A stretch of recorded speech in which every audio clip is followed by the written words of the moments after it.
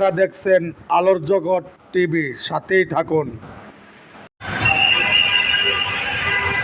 Jurain rail gate, Bikrampur প্লাজার সামনে দেখুন ঢাকা জেলার সিএনজি, হাজার হাজার সিএনজি অটোরিকশা এদিকে কাজ করছেন ছাত্র জনতা ও ট্রাফিক।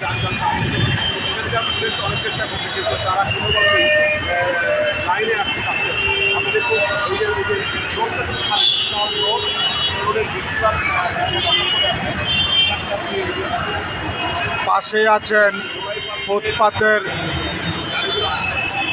দোকানদাররা,